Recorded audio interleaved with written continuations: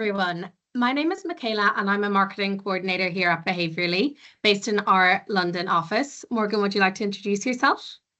Absolutely. Hi, everyone. My name's Morgan McClure. I'm SVP of Sales over here at Behaviorally, reporting into our Chicago office.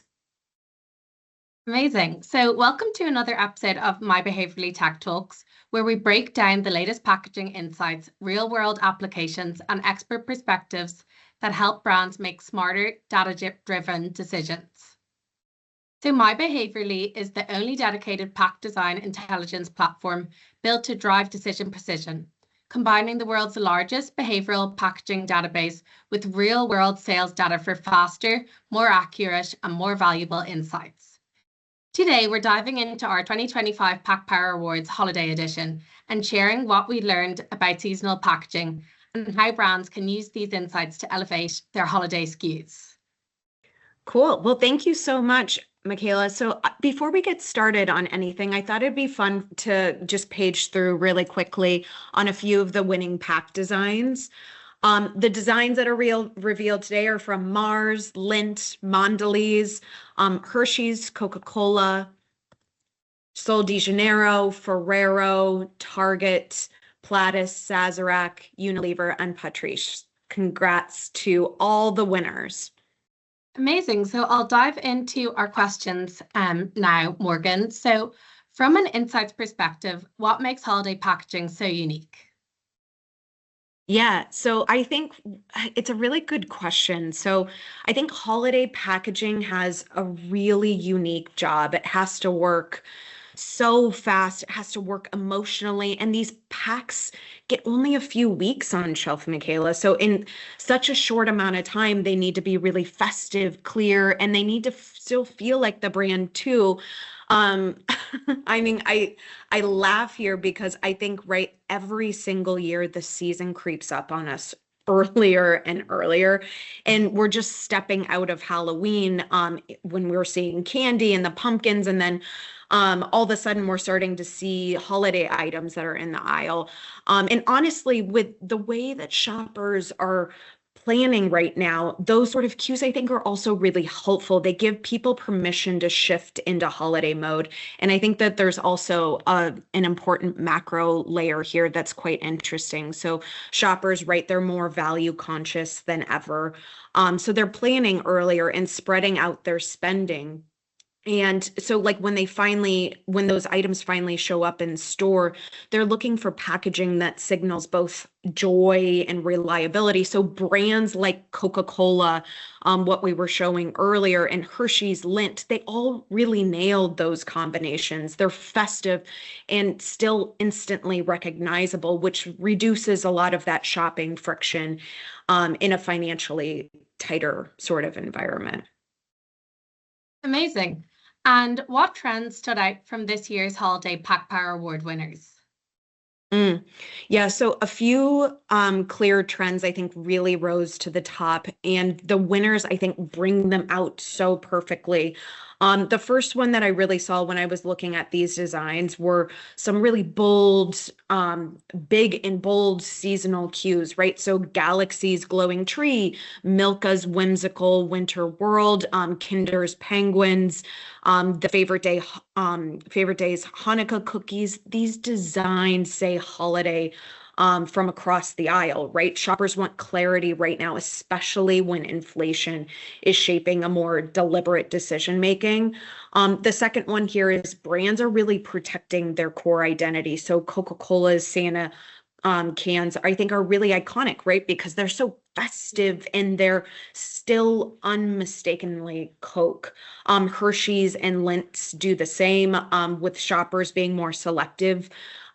Brand trust matters way more. So strong equities are a big win this season.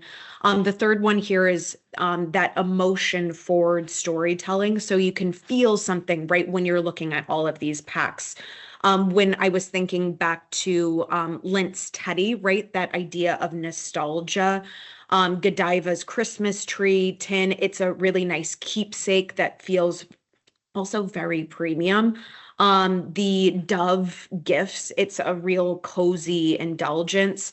And then when wallets are so much tighter than before, right? Shoppers actually lean more on emotion. They want to purchase something that feels really meaningful, even if it's a small one.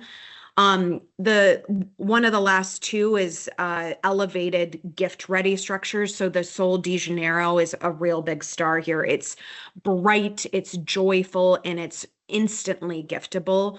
The Patriarch here is it has that sort of like metallic red finish, but also nods to a very premium sort of celebration. And I think this ties again back to the macro trends that we're seeing. So people still want those small luxuries, even when they're dialed back on the big ticket items. So packaging can really deliver that treat yourself sort of moment.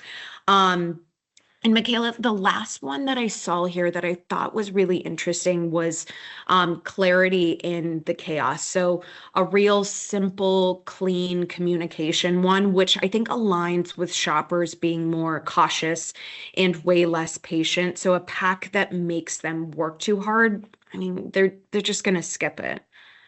Perfect. And did you see any patterns across the winners? Absolutely. So I think they all tie back to how shoppers are behaving right now. So with some of those items that are more in confectionery, right, they're giving a nod to nostalgia and a lot of reassurance too. So again, Galaxy, Lindt, Milka, Kinder, Hershey's, and Godiva, people are leaning into that comfort in these sort of like uncertain economic times. So candy is that small joy that is really affordable, nostalgic, and emotionally rich. With some of the beverages that are listed here, they're that celebration with a lot of value. So Coca-Cola Santa Claus cans again deliver on that tradition without a big price tag. And then the Patriarch offers those premium cues, but still feels very successful in so many ways. Um, Again, that clear macro trend here is that shoppers are shifting from premium everything to premium where it counts. So beverages naturally fall into that space. And then the last category here is beauty and personal care. So that idea of giftability and that perceived value. So again, Sol de Janeiro absolutely shines here. Gifting when budgets are tightening, shoppers really want to, Michaela, feel substantial and joyful without needing to spend extra on wrapping or any sort of presentation. So across each one of these categories, the winning pattern tends to be the same. It's totally festive, it's really clear, it's trusted, and then also emotionally resonant as well. Amazing. And what should brands keep in mind for future holiday designs? Yeah. So I think that there's five takeaways here. I think the first one is right, go clear with really bold seasonal cues. Shoppers are scanning so quickly and then looking for certainty. So ambiguity just doesn't win. Second one, protect your brand identity. So again, in that economic climate where trust drives purchase, your equities are a complete asset here. And you should really be leaning into it. Third one, lean into emotion. So think of warmth, nostalgia, joy, and also a little bit of humor too. These sort of things are really going to matter for people watching their budgets. The two more here. So signal value without necessarily discounting. I think discounting can always be the easy way out, but I think there's other ways to lean into this, and that's through premium finishes, giftable sort of structures, any sort of delightful detail that can really elevate perceived value without lowering the price. The last bit is maybe an obvious one, especially for us that work here at Behaviorally, but also test early, right? So those holiday windows are so short and the competition is insanely high. So the PackPower Score really is going to ensure that your design actually performs, not just aesthetically, but also behaviorally too. Brilliant. And then on to our final question, Morgan. So how does myBehaviorally help teams bring these insights to life? Sure. So myBehaviorally gives, from a lot of the conversations that I've been having with clients, it gives teams that shared data-backed objective third-party foundation, which is incredibly important, especially when, again, budgets are tight and then those timelines are really compressed. Teams can benchmark thousands of seasonal packs, including all the winners here, both quickly and identify what works, but then also align across markets. And with tools like this, teams can really confidently select the design that's most likely to perform, which is, as we all know, very critical, especially in that macroeconomic pressure, which means every single seasonal SKU has to pull its weight.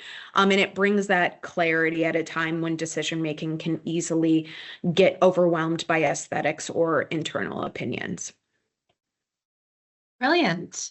Well, Morgan, thank you so much. And thank you to everybody for watching this myBehaviorally Tech Talk. Holiday packaging can be a powerful sales driver when brands strike the right balance.